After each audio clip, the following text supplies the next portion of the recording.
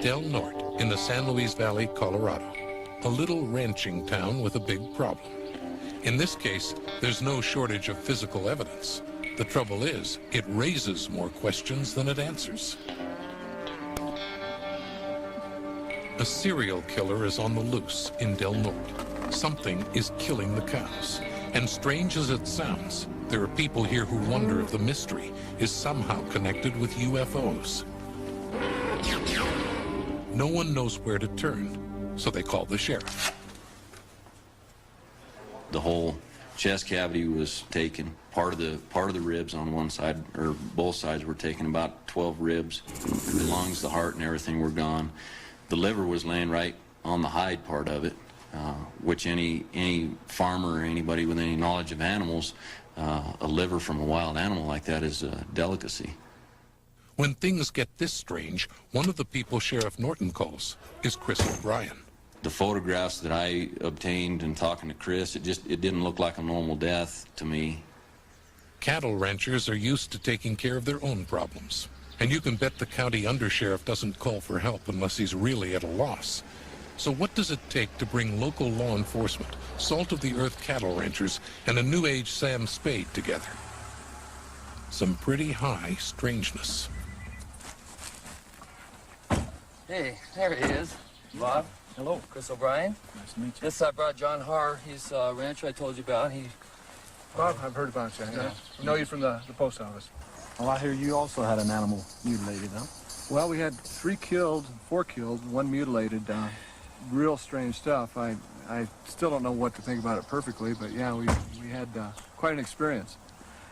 I know before that happened, we didn't even really know what mutilation was and didn't really believe in mutilation, but now we believe in mutilations. And That's the same way I was. Okay, let's take a quick hike out there. Now that he's been called in, Chris wants to visit the scene of the crime.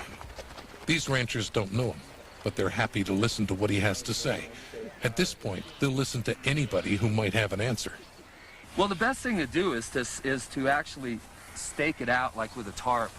And leave the animal there? And leave the animal there, and then try to get myself or another investigator or law enforcement on site immediately, because then we can go ahead and not only do an actual crime scene investigation, but also obtain fresh forensic samples.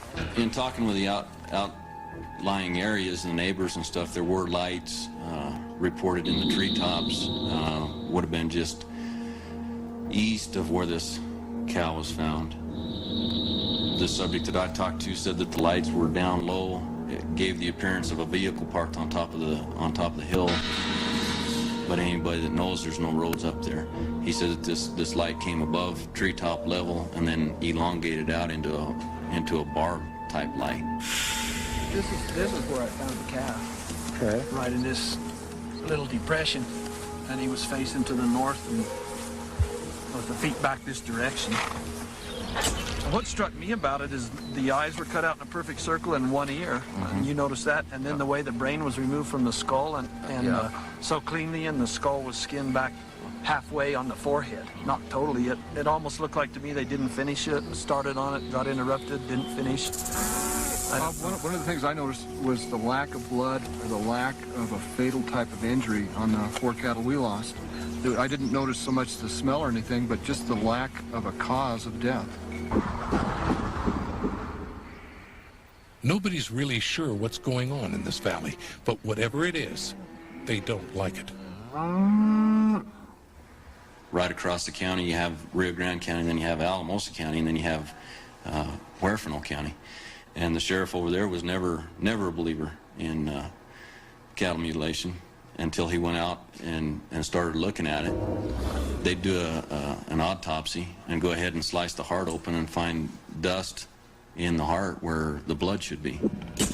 When they did dirt samples, the dirt didn't match with the samples located where the cow was actually lying. So he's a believer now.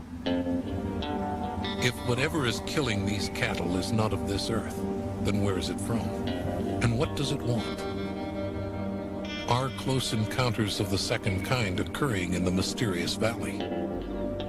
What's missing here isn't physical evidence, it's answers.